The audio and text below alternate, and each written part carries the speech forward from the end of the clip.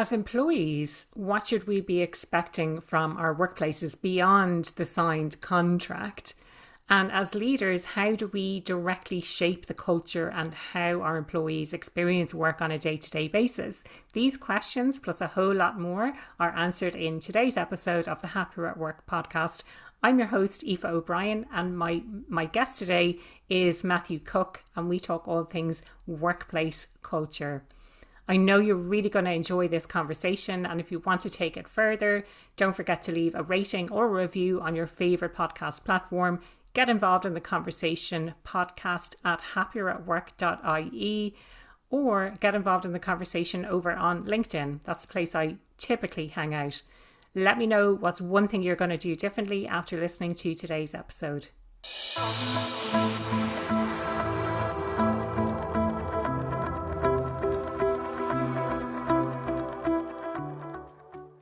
Matt, welcome to the Happier at Work podcast. I'm really excited for this conversation because I know the last time we got together, things just really took off. I really enjoyed our conversation. For people who haven't met you yet, do you want to let listeners know a little bit about your background and why you do what you do? Awesome. Yeah, delight to be here. Thank you. My name's Matt, co-founder at a company called The Shift, and we're a learning and company culture consultancy, which is an alliterative mouthful, but it basically means we get to spend our time thinking about how do we create environments, cultures, mindsets, which enable people to flourish. And I'm just utterly obsessed with people. Love it. And was there something that kind of prompted you into this line of work? Did something happen, or what has piqued your interest so much in this area? I never thought I would be doing this. Essentially HR adjacent, people, culture, that world. I studied philosophy, which is amazing if you like thinking about big ideas, but doesn't necessarily lend itself to a particular career path. I started my career in advertising. I loved the creativity. I was a creative strategist. I loved thinking about the people, the consumers, the strategy. So I was working on brands in advertising.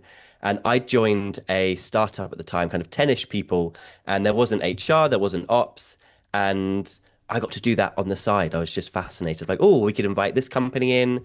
There's no learning and development. We could do this bit of training, and started to realize that I was spending most of my time thinking about how do I help the people in the agency rather than thinking about the briefs that I was actually being paid to do. So very fortunately loved the founders of that business, and I presented to them and I said, I think you need someone looking after culture. And I realized the night before my big presentation that I needed to add a final slide which said, and it should be me. And here's why it should be me. So they might have said, yeah, great idea. We'll get someone that is actually trained in this. Fortunately, they took a punt on me. This was many years ago, and I moved internal to the agency, focusing on their people, their culture, their brand. And this was before COVID. So culture at the time wasn't as well known as a term. Certainly you wouldn't have thought of company culture. You'd have probably thought of sneakerhead culture or niche culture or arts and culture, Sunday Times supplement. You wouldn't have thought about company culture. And it was kind of bubbling up a little bit, often confused. Yeah, HR, people, culture, the nice Venn diagram overlap. And just very fortunate, I kind of fell into this role. Looking back, it's very clear that the thread has always been people. Throughout my whole life, I used to hold up signs on the underground that had positive messages to get people talking. It was so clear in hindsight that this was kind of the destined path. But certainly when I was squiggling my way along, I wouldn't have been able to say, I'm going to be in people and culture. Yeah, love it. I love what you had to say as well about this idea of culture. And do you think that that's since COVID, for example, that it's come to light a lot more? I suppose I've been in this area for quite a while now, and I never saw that oh wow, now it's starting to really take off, or now we're talking about it a bit more openly. Maybe that's just me with my being kind of in my little bubble of talking about this stuff all the time anyway. Yeah, I think COVID was an inflection point for putting company culture into mainstream consciousness. Before then, I remember pushing boulders uphill, trying to talk about flexible working, remote working, something that overnight companies just had to adapt to. I think also what people started to realize was the contract that they had with companies was much more than simply what was written on the paper. So people started to realize that actually the football table in the office, the free beers, didn't actually make their culture. And when you took all of that away and everyone had to work remotely, suddenly people started to notice the gaps, the holes. Mm. And since then, I think people have got a lot more knowledgeable about the employer-employee relationship. Mm. People see it, we can talk about discretionary effort, the shifts in people's expectation and what they're willing to do, going above and beyond. And certainly, I think now I'd be curious whether this is just a bubble, but from the people that we talk to when we're doing kind of manager and leadership training, many of them know of the term psychological safety. And I know you interviewed Amy, what an absolute legend. But certainly 10 years ago, a fringe academic term would not have been on people's Mm. minds. Yeah. But employees know about that. They kind of demand it. They're expecting that in a Yeah. way that they weren't, to my knowledge. Yeah, I have Yeah. to keep updating my number. What is it? 6 years ago was COVID. So Yeah. before Oh, then, it's scary. Yeah, it is scary when you say that. I'm like, COVID, wasn't that like yeah, two 3 years years ago. ago or Yeah. something? Yeah, like it's Yeah. yeah, it's hard to believe that it was already 6 years ago. I mean, there's so much that we could unpack here. This idea, like you didn't mention it explicitly, but that employer-employee relationship and the psychological contract, not just the written contract that we have with people, but actually what do we expect from work and what should our employers expect from us? But so I'd love to start there. Like, what should we be expecting? We should be expecting to be in a safe environment and psychologically safe environment as well as a physically safe environment. So what other things do you think that we should expect from our roles at work? Yeah, we're doing some research at the moment that digs into this, so it'll probably be out by the time this podcast is out.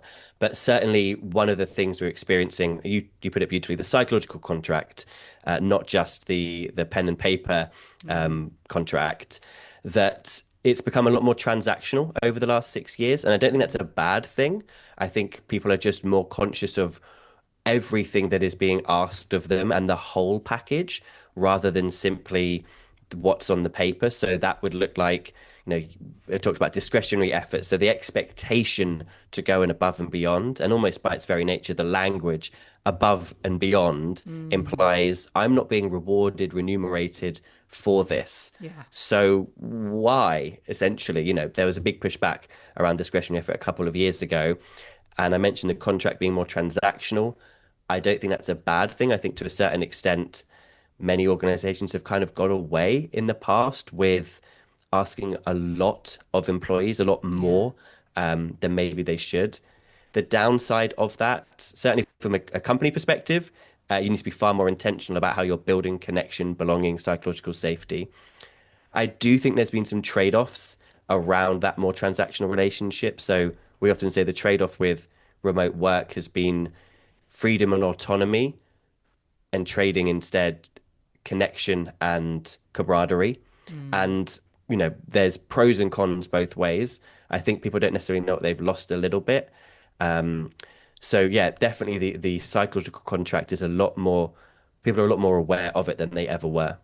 Yeah, that it's not just what you're actually getting. It's not just about the money anymore. It's kind of how you feel about work. And kind of going back to your earlier point, Matt, like one of the things that I was thinking about when you were speaking was when I worked in corporate and the expectation that you play at a level above the level that you're currently at for at least 6 months before they even consider giving you a promotion. Like, are you seeing that still play out in companies where you're expected to, talk about going above and beyond? You're basically doing the next level, but you're not being compensated in any way for that. You're dangling the carrot of a potential promotion. Yeah, this is fascinating because we work with companies on their progression frameworks, their performance development, performance management frameworks. And it's often a really interesting discussion around what features do we need to look for a promotion? And do we expect someone to be doing that role already?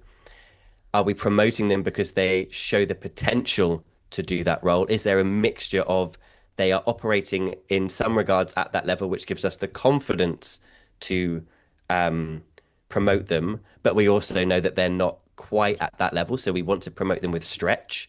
The danger, I think, in the framing that you mentioned is people get resentful when they have been doing that role for however many months and they still haven't been promoted. And then by the time they get that promotion, it's not great, I've been promoted. It's, yeah, you owe me this, of Finally. course, finally. Um, which I think is a detriment. I think my steer is often more towards potential, Yeah. because you get so many other benefits in terms of engagement. You know, we talked about the transactional relationship. That's more likely to inspire loyalty, because people feel believed, and you have to have the support to enable them, and you don't chuck them in the deep end. But it's a really interesting shift that you mentioned there, because definitely that was the default way of thinking, Yeah. the more traditional way. And now I think it's incumbent upon people to, and it's kind of one of our MOs, is to not fall prey to the traditional or the default just because it's the default, to Yeah. investigate it, interrogate it, and maybe that is still right for your culture, or maybe it isn't. But to then Yeah. design whatever process and culture supports your specific organization. Yeah. So rather than defaulting to this is how we've always done it, thinking about, well, how can we challenge this thinking? Because again, if I think about my own particular circumstances, if you're operating at that next level, it doesn't become about the title anymore. It becomes about the achievements that you've had in, playing at that level. And if you're looking for another role, you're not looking for that same level anymore. You're looking for the next level up, and that was Yeah. certainly me when I was kind of looking externally because I was getting kind of annoyed. I'd love to bring us back to this idea of potential and being able to recognize people's potential and not necessarily promoting based on performance, let's say, like their performance up to now, but seeing the potential in other people and thinking about how could they potentially perform at that, in a different role or at that next level up. Yeah, to be clear, I think you need to be performing at your current level, and before we can assess the potential of whether you're performing at a slightly different level. And it comes back to a few things that are so interrelated when it comes to progression. One is the progression paths that are available. Definitely, we're seeing and working with organizations that are trying to untangle managerial responsibility from progression. So that's one Okay. aspect, which Yeah, is yeah, the only way to progress at this organization is to become a manager, which is a completely different skill set, yeah. and often people aren't trained on, compared to actually, I'd love to be able to have as much responsibility, as much career possibility, so that other companies don't think, oh, you weren't a manager. But I just love what I do and I'm excellent at it. Why can't I just be paid well to do that thing that is really helpful? So Yeah, there's one aspect, which is, are the progression pathways set up well enough? yeah, Another aspect which is related is, and you talked about it, are we focused more on title and role than we are on skills? I yeah, think a big shift this year, it's been happening for a number of years, but a big shift this year is a focus more on the skills rather than the roles, because the job description is going to get changed in 6 months. yeah, The rate of change, the amount that AI is suddenly, able to do that it wasn't able to do. If we focus, I think, on job titles and roles, we get stuck thinking about a ladder, we get stuck thinking about linear progression. It doesn't give the flexibility, but when we think about what skills do we need to develop, it's so much broader. And also from, I think, a individual's career perspective, when they start to think about the skills that they have, it's a lot easier to also see yourself in different roles and in different organizations, in different companies, because you're looking at the skills rather than, does my current title mirror a potential other title I might want to move to? yeah. Titles, I think over time have sort of become meaningless. I think oftentimes they're unique to a specific company as well, that different levels do kind of different roles and things like that. I would love to come back to this idea, like when you talked about untangling the manager responsibility. I thought that what you meant was that they take the promotion decision away from managers, and so that it's like independent of what the manager says. So the manager might think someone's performing really well and they want to hold on to them and they want to hoard the talent on one side. or they want to get rid of them. So they're going to be like, oh yeah, they're definitely a really great worker on the other side. So that's kind of where my head went with that. But I also would love to explore in a bit more detail what that might look like, what you were Yeah. actually talking about, the individual contributor. But actually, I can, why should we pay people more? Are they gaining that level of expertise? By the way, I'm a big proponent of this as well, but I'd just love to get your perspective, maybe looking at both of those different things. Yeah. So talent hoarding can be an issue for sure, but I wouldn't want that to guide the way we design the process for progression. Yeah. Because I think a manager is so much closer than anyone often to an employee's actual capability. They're hopefully having the one-to-ones Yeah. regularly. They're talking about development. They're understanding their workload. They're helping them through blockers. They're coaching them ideally. So I think a manager should be close to that decision. If there's a fear that a manager might be talent hoarding and preventing the progression, I think that's a different issue I'd want to address separately. Yeah. But I wouldn't want that. I wouldn't want to design a bad process because we're trying to mitigate issues from elsewhere. Yeah, it's like it's the whole idea of the 1% who are underperforming, and now we have to put in checks in place Yeah, to check everyone, and it kind of diminishes the entire workforce and makes everyone frustrated because of the very few people who are actually warrant that kind of totally. It's like you go into a shop and there's a sign out the front that has a really weird like no. You can't be topless with flip-flops and a snorkel because one person at some point came in wearing that, I don't know, and was disruptive. And yeah, suddenly like, right, that's the message we have to send to everyone. yeah, And you end yeah. up designing it, yeah, like you said, around the 1%. Yeah. Can we come back to this idea of manager responsibilities? Yeah. Because you did talk about some of the responsibilities that we have as managers, but I'd love to explore that in more detail for anyone who's listening today who is a leader. Because I know, times get busy, we're under a lot of pressure. There's AI, there's, maybe we don't have enough people on the team. Like there's all of these things that are happening that are contributing to our own experience of work as leaders. But can we maybe come back to the basics of what are the responsibilities for a manager? And then there's something else I'd love to kind of drill into then after that as well. Yeah, I have so much sympathy for managers. I think they're getting squeezed from every single angle. They're getting squeezed from the top down to be brilliant practitioners and doers and still be delivering and executing. But at the same time, they need to carve out time and find time to be brilliant coaches and pastoral leaders and make sure they're there for their team members when they need them. And not only that, the relationship between employee and manager also changed. So we start to see, manager as therapist in a lot of relationships. Yeah. So that there's an added pressure It's a there bit in terms of like, extreme. Yeah, yeah, yeah. the emotional support is very different and it's needed. They need to, obviously demonstrate much higher EQ than maybe they needed to, or maybe they were expected to. They probably always needed to, but the expectation wasn't there. Whereas the expectation is now, Yeah. employees will know about psychological safety and if their manager is creating it for them or not. So yeah, my starting point is so much sympathy for managers. And the reason I think that's important is because they're also probably the most pivotal people in the organization for enabling culture and performance. We talked about Amy Edmondson. When I chatted with her, we talked about that there are as many cultures as there are teams. Essentially, the idea that every single manager will be creating a subculture in their team. And whilst you may think you have an organizational culture with values, and hopefully you do, that is going to show up in different ways within your teams, depending on your managers. So they're pivotal, but they're overwhelmed, they're overloaded. Our report from last year dug into this, and we found 48% of managers often feel too busy to manage effectively. Yeah.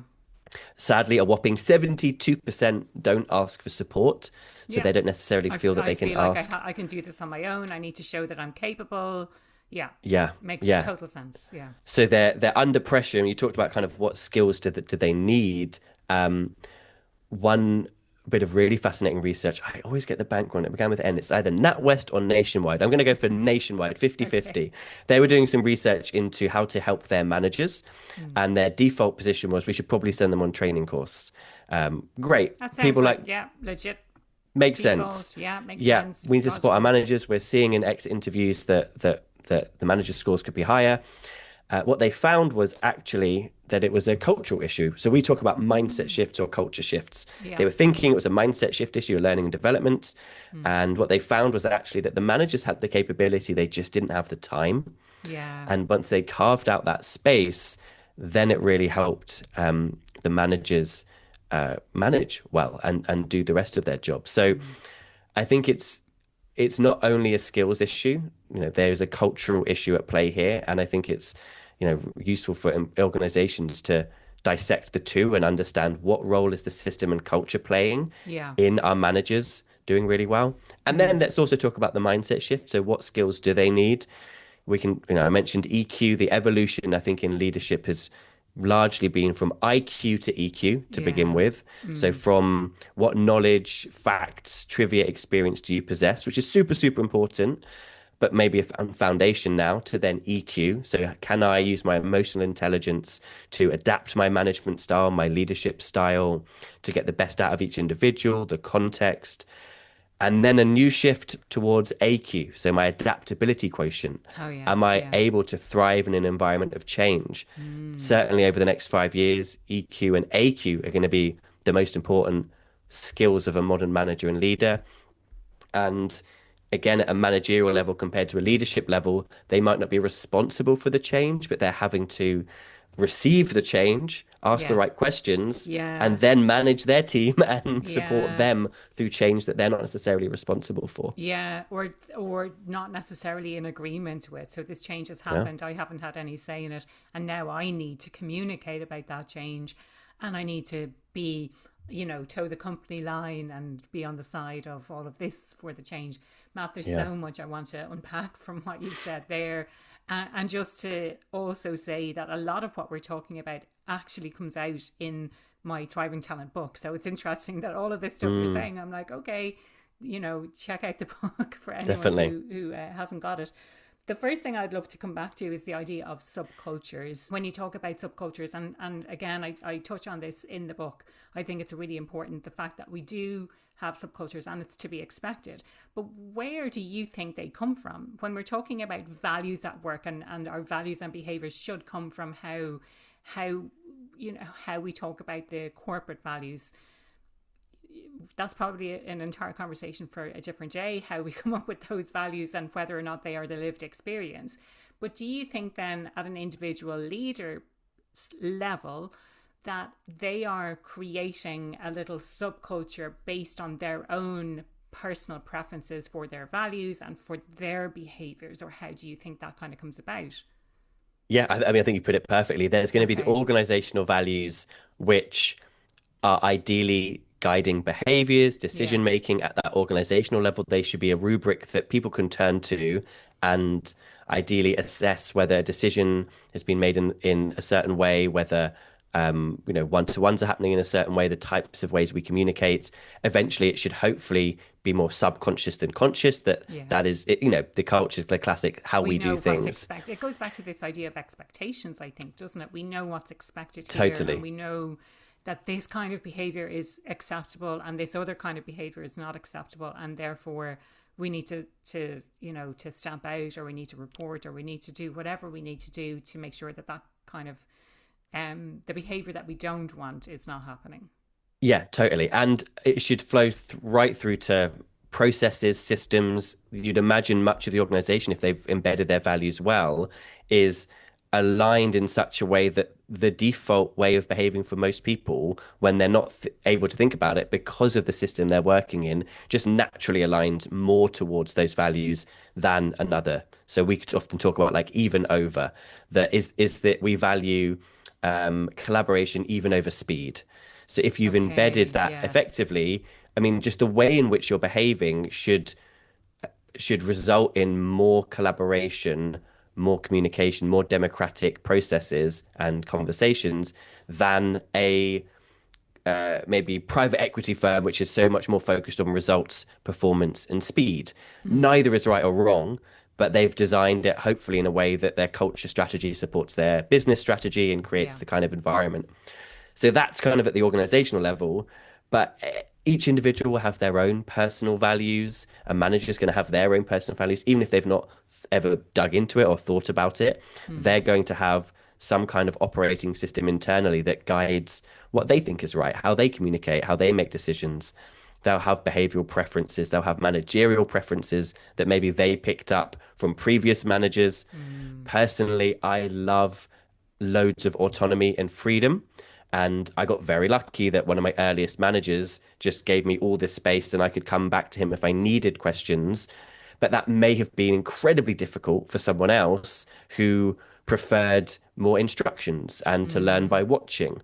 Yeah. And I think if the manager's not aware of their default preferences, that can be quite tricky because what we ideally want, we don't want to, I don't really want to round people out. I think you want to play to your strengths and Mm.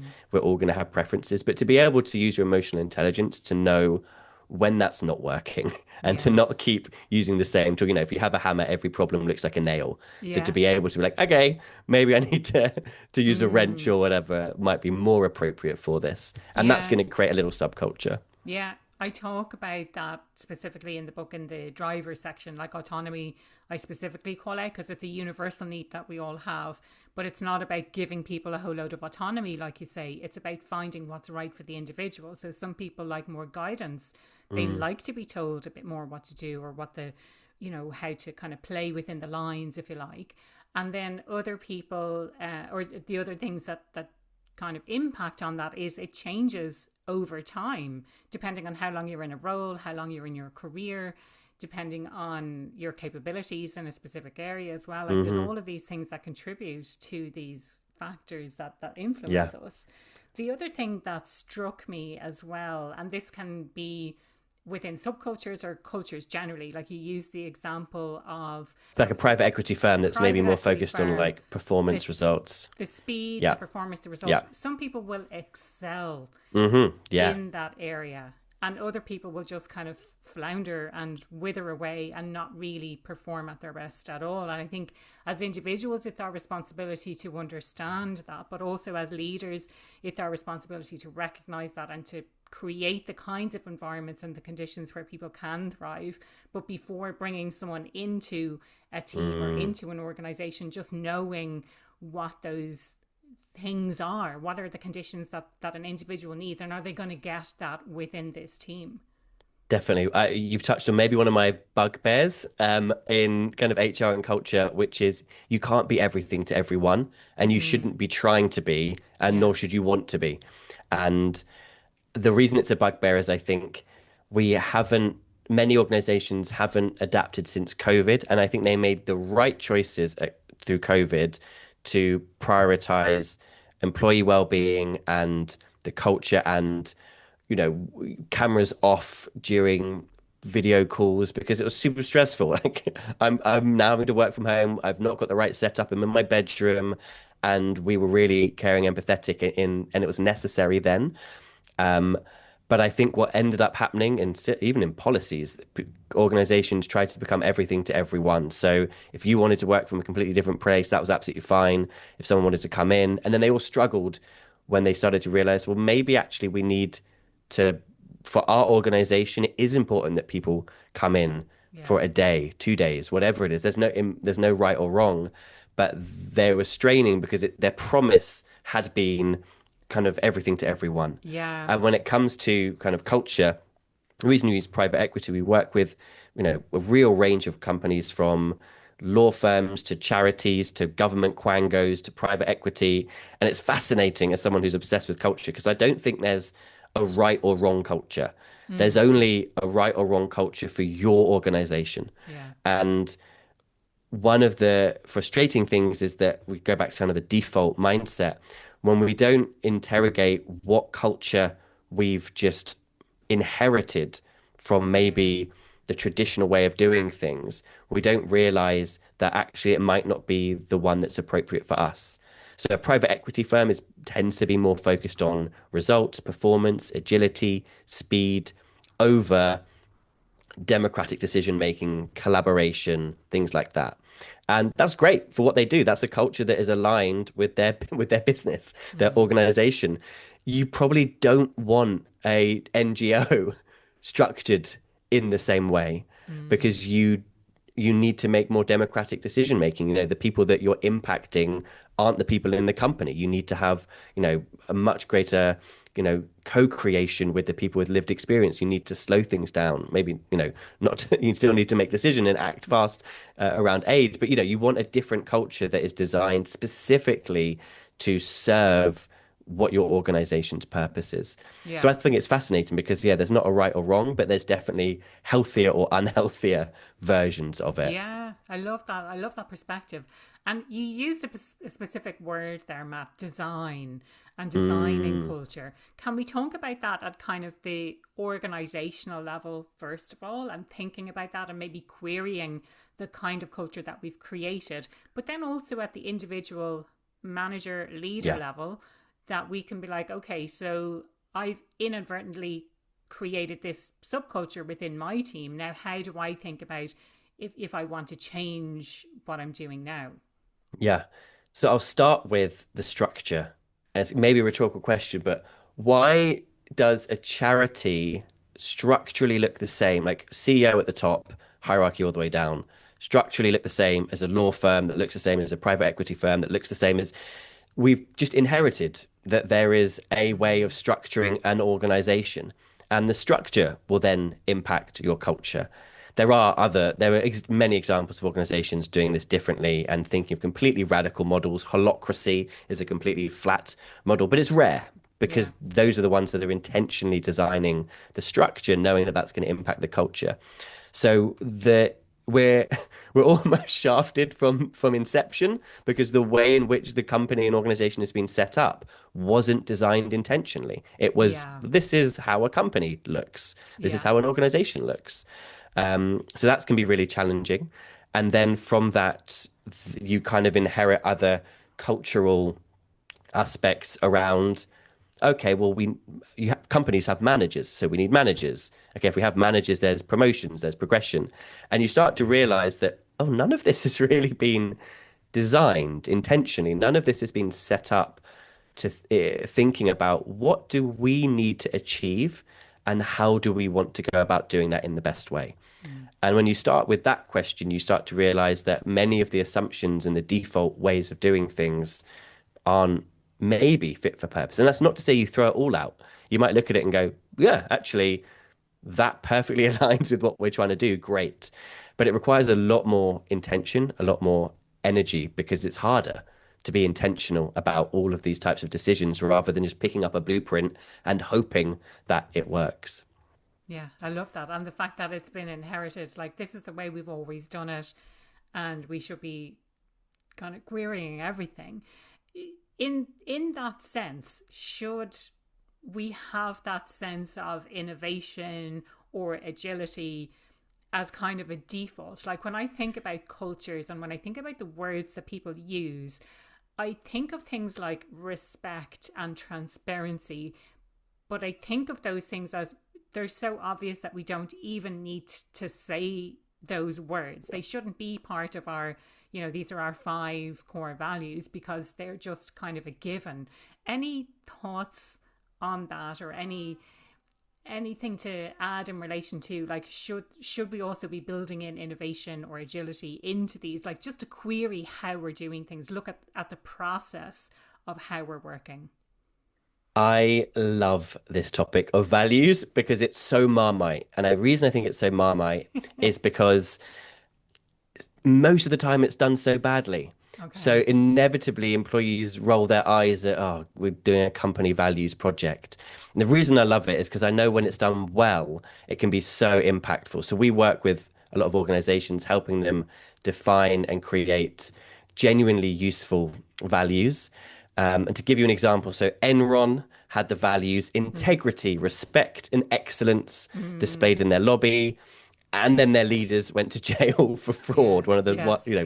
biggest cases of fraud in history. So clearly, it's not enough to just having nice sounding words. And Mm. when it's at their worst, that's what company values are: words on a piece of paper, a poster, maybe Mm. on the company website. But when they're done Email well, signatures. Yeah, email Yeah. signature. Yeah, the employees know about it simply because they've been told to memorize it, or maybe the only people that know about it are the new employees because they've gone on the company website and they memorized it for the interview in case it came up. So I think values get a bad rep generally, but when they're done well, they can be incredible accelerants of culture and performance. You talked about respect. I think this is a fascinating one. So if you have the value, in my opinion, in our humble opinion, if you have the values, integrity, and respect, you may have bigger problems. If you need to have Okay. that as a Yeah. reminder, Yeah. you may have bigger challenges. You shouldn't need to remind people of that. Okay. We talk about it as like the floor versus ceiling, like that's the floor.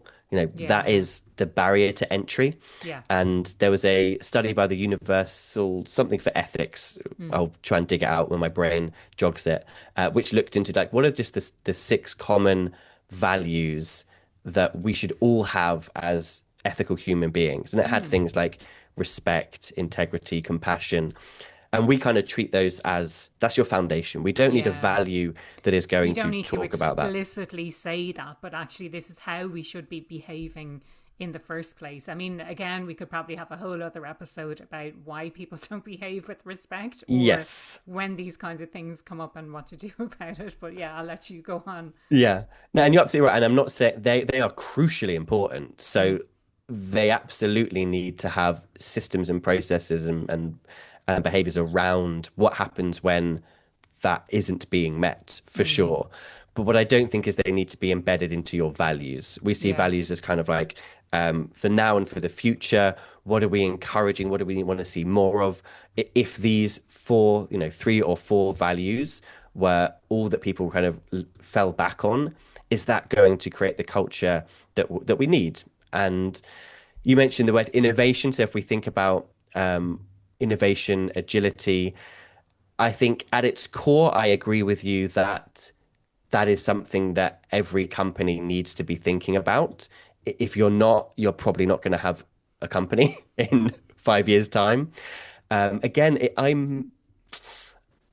it really depends on the organization. It may be that for some of them, we realize that that's their flaw, that they need to be embedding that Mm. in everything that they're doing, but it isn't going to be an accelerant of the culture. We also tend to avoid any one word values. There's a great study which looked at the prevalence of values on company websites and real long tail distribution that basically 65% of companies had the word integrity, 53% had collaboration, 48% had customer, 35% had respect. All the companies seem to have the same Yeah. word. But as Yeah. we saw with Enron, just having the word isn't enough. So we try and create something that's a little bit pointier. So we distinguish between hollow values and useful values. Mm. So a hollow value is ubiquitous. It could be said by anyone. So respect could kind of be said by anyone. It's vanilla. No one would really dislike it. I talked about the difference between a private equity firm and a charity. You should Mm. want a value that someone that is so radically different to you doesn't want. Yes. As a Yeah. Yeah. I love great that idea. example, Yeah. Yeah. great example I overheard. It was never really a value, but it was a principle apparently at Goldman Sachs. They talked about long-term greedy, which is Mm. just such a brilliant phrase. The Yeah. long-term part was where we need to build relationships. Like we're not short-term, we're not going to screw over people just to make money, the greedy bit. Yeah. We want long-term relationships, and maybe that means doing stuff for free right now because we're long-term greedy. But we are greedy. We're a bank. We want Yeah. to make money. Yeah. And for Goldman Sachs, that is absolutely perfect.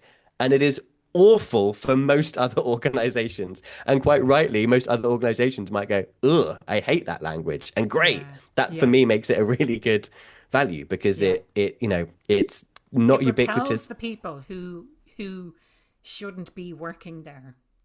Yes, Mm. exactly. It's a real statement about how we behave and what we want. Mm.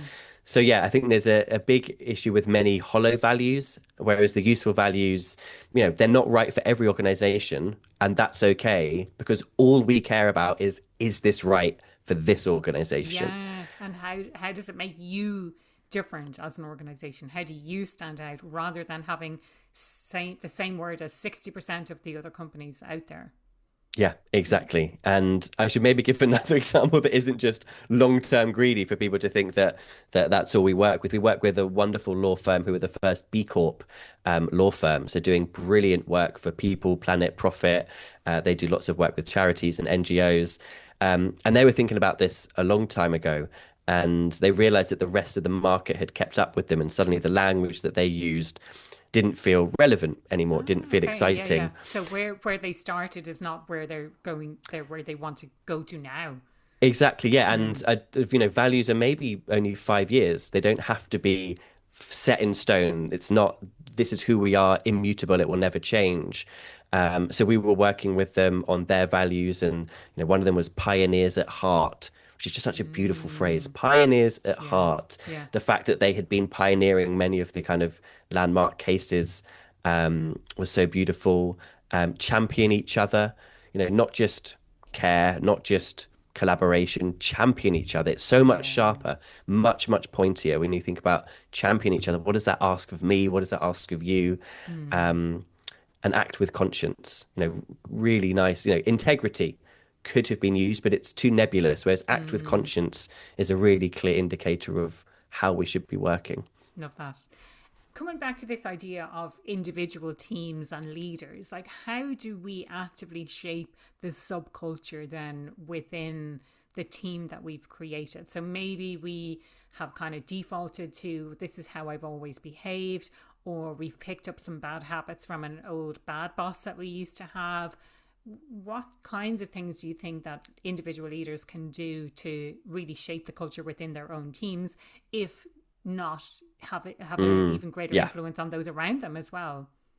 yeah. I think the starting point is, I think, whilst you may not be able to impact the organization at the level we've just talked about, there's so much you can do as a manager and a leader, and so you'll make such an impact on your immediate team members.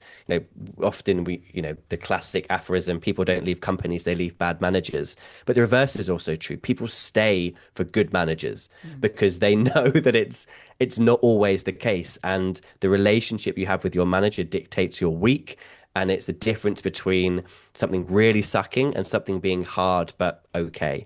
So I Mm. think it's, even if managers don't have, I can't shape the organization's values. Like, it's such a big company. Just focusing on what's within your control, I think is really powerful, and knowing that you will still have such a big impact. It starts with that introspection, understanding your default preferences and realizing that there isn't just one way of doing things. This is what we talk about with like mindset shifts. Mm. The quote I love with this is, I think it's Einstein, or everything always gets attributed to either Einstein or Churchill, but I'm fairly certain it is Einstein. You can't solve a problem using the same mind that created it. Yeah, yeah. So it's not just about new skills, new knowledge, but having those real mindset shift moments where suddenly you're like, oh, like you have a completely new perspective, a new vantage point on the problem.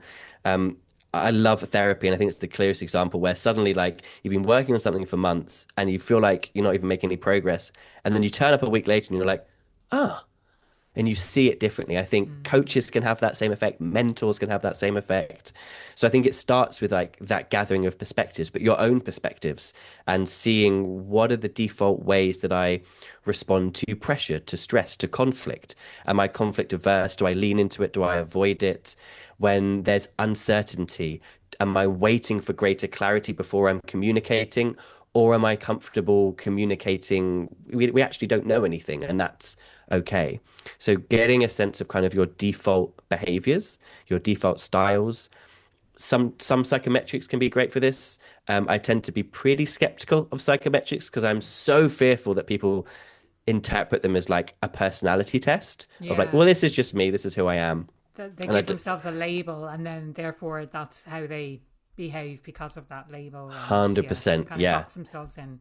Yeah. definitely. And I really want to avoid boxing people in, but it can be useful as long as we're conscious of the scope of the psychometric to realize, like, oh, okay, I have a natural tendency towards granular data, facts, logic, and getting really deep into the detail compared to being comfortable with more airy fairy, nebulous, creative, visionary, future orientated things.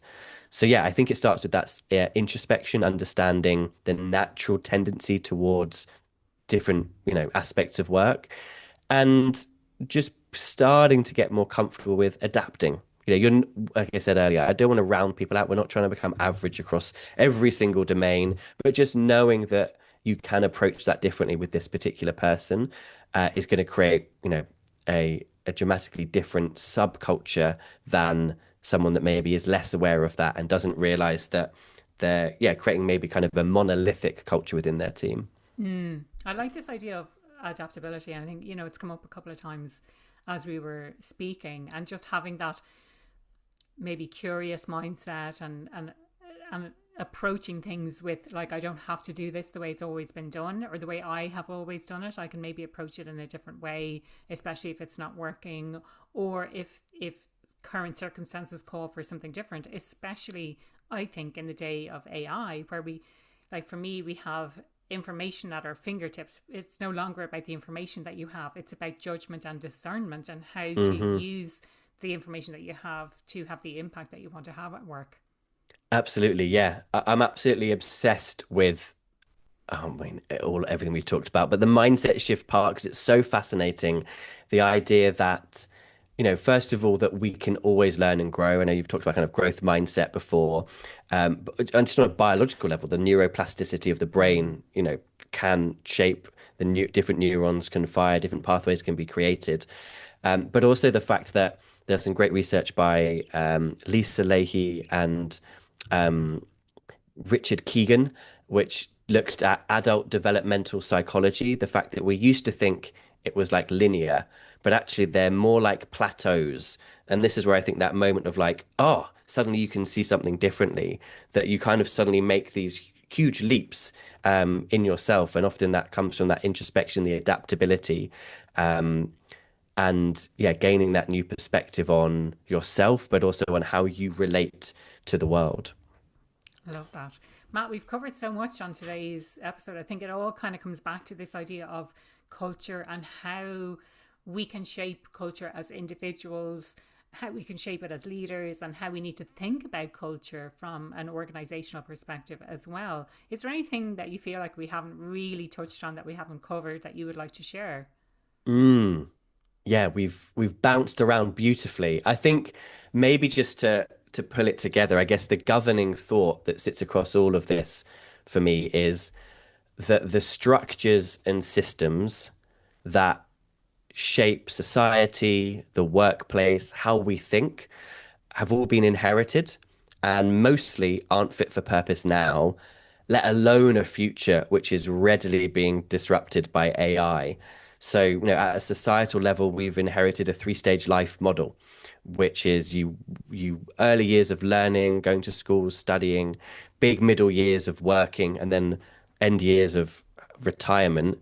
That's not going to work for a society that's living to 100. We're going to have to radically rethink that system, that structure. When we think about workplace, we've been talking about cultural systems. Workplace systems haven't been set up for the modern world of work. They were set up basically for the industrial factory line, Mm. for manufacturing, Ford assembly lines. And we're still trying to, have those as knowledge work, remote knowledge work, where you've got teams in Poland, Bali, wherever, and we're still set up for the factory line. So that system doesn't work. I then think about the mindsets that we've inherited that are no longer fit for purpose. So I think, yeah, the shift, the reason I like the term the shift, it's not I think change can feel very abrupt. Change Mm. often people associate with like, okay, well, everything that came before was pointless then. Whereas shifts is that incremental shifts. And we want to help facilitate the shift societally in the workplace with people individually to help them flourish. Because my fear is that, yeah, we're limiting potential, we're limiting flourishing, depth, joy, happiness because the systems aren't set up in the right way. I love that. It's a great synopsis, I think. And if I think of the term being happier at work, what does being happier at work actually mean to you? Yeah, it's in like the happier at work. I think about happier with work as Mm. well, like it being an aspect of our life. Um, I'm fascinated. I'm so ambitious and driven, but I'm also ambitious for my personal life. I'm ambitious for joy. I'm ambitious for creative projects. So happier at work is being as ambitious for the impact, the work, as it is for the boundaries and the personal time. Love it. And if people want to find out more about what you do, if they want to reach out to connect with you, what's the best way they can do that? Yeah, best place is probably either theshift.company or find me on LinkedIn as Matthew Cook. I've got a very bright green background, hard to miss. Brilliant. Love it. Thank you so much for your time. I really enjoyed today's conversation. Thank you. It's flown by. This is amazing. Really appreciate, yeah, everything that you're doing.